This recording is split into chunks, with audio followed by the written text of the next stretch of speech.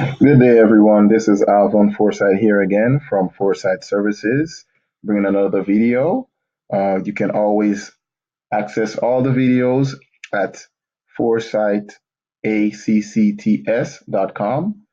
The website there has many videos that can be used for QuickBooks Online, for QuickBooks Desktop, that will help you in your day-to-day bookkeeping and accounting.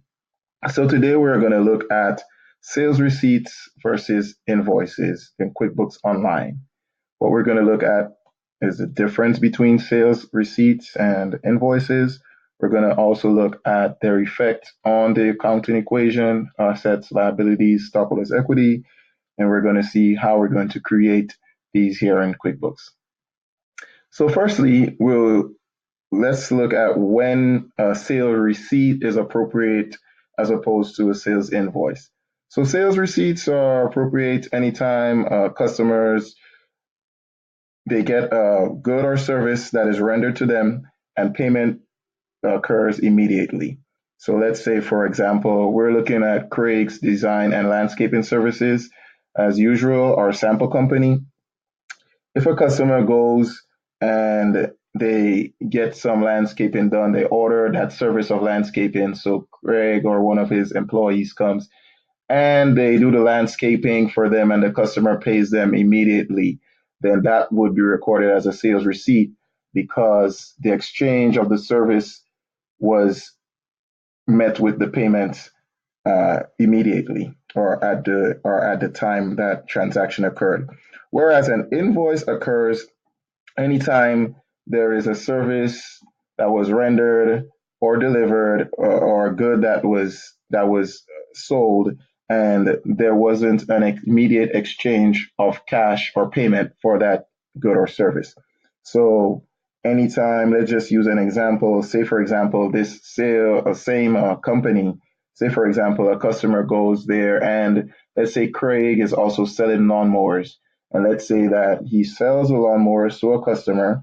The customer gets the lawnmower, but instead of they pay upon the receipt of getting the lawnmower, they actually get Craig gives them an invoice showing them how much they owe for that lawnmower, and they pay for that lawnmower in the future.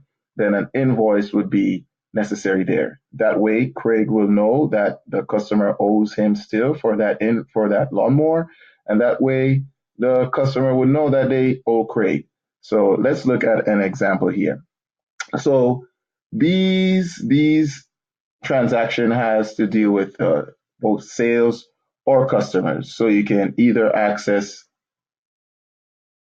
invoice. Let's look at our receipts first. We can access the sales receipts by coming to the plus sign and by hitting sales receipts under the customers section, or you can go to the side tab and hit sales and you would see customers here as well. So these are all customer related activities. So let's see how we can create a sales receipt. So we go here, we go under customers, hit sales receipt. Right. So what we're gonna do, it is pretty straightforward in the terms of finding out what we're gonna have to do immediately. We're gonna select, let's say we select a customer. If the customer is already recorded in your QuickBooks, you're gonna be able to select them from this drop-down menu. If not, then you're gonna add a new customer. Let's use Bill's Windsurf Shop. So let's say Bill came in and he purchased something from Craig and he paid right at the immediate date. So let's say he purchased this on January 23rd, 2019, and he paid it on that same time. All right. So let's say he purchased a lawnmower, we were saying earlier on. So with a receipt,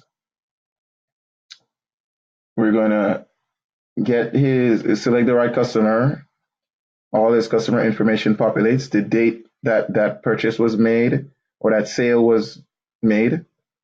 Then you're going to select the form of payment. Let's use cash in this case. There's no reference number there. If there was like a check or another form of payment, you would put the check number here. Then this is very important. To ensure that you use the correct workflow, you're going to deposit this payment, or you're going to make this payment go into our undeposited funds account. It is a current asset. Basically, and this account is the first account that all payments should go into. And then whenever these payments are deposited into the relevant bank account, then you can go ahead and transfer the money from the undeposited account to the relevant bank account. And this would be shown in another video to go in depth. So we are going to choose the undeposited funds account. Let's use a product or a service. Let's see what we say. Okay, let's just say gardening. So we did this gardening service. Let's say $100. All right. If there's tax applicable there, then it would be put here.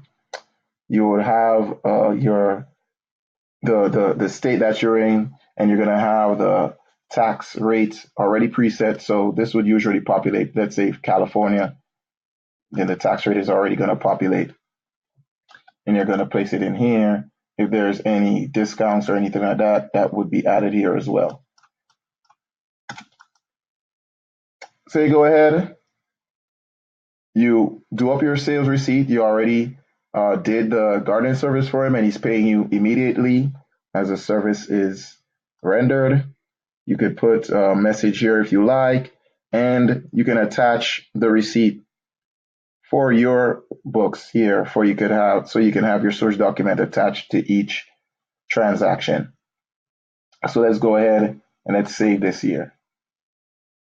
All right, and we save our sales receipt. So this is done because Bill's Windsurf, we sold services of gardening to them, and we got paid upon receipt. So we got paid as soon as that service was rendered. Let's look at the journal entry for it. So you can click on the more transaction journal. And let's see what the effect it has on our debits and credits, or assets, liabilities, and stockholders' equity. So you can see here under debit, undeposited accounts or undeposited funds is debited. It's an asset. As I mentioned earlier on, it's a current asset. And the amount of asset, the amount of money that we own, it increased because we got paid for a service that we rendered. So assets are increased by a debit. So you see the debit is increased here. Also, we made a sale, so our revenue increased as well. Our revenue affects our stockholders' equity. If our revenue increased because we sold gardening service to a customer, that means our stockholders' equity increased. To increase your stockholders' equity, you credit. So there's an increase in your asset, a debit, an increase in your stockholders' equity, you credit here. And that is a transaction for a sales receipt. Let's look at sales invoice now. So let's go back here. So in this case, I'll come across here, use a tab instead of using the plus on the top, and hit invoices. Right. So this invoices, if you come here, you would see all the invoices that are overdue. That means that people that have to pay you and they haven't paid you as yet. You would also see funds that you've collected but you have not deposited through your QuickBooks as yet. It could be that you deposited it in real life, but you have not shown that deposit in your QuickBooks as yet. So you go ahead, you hit new invoice. Right.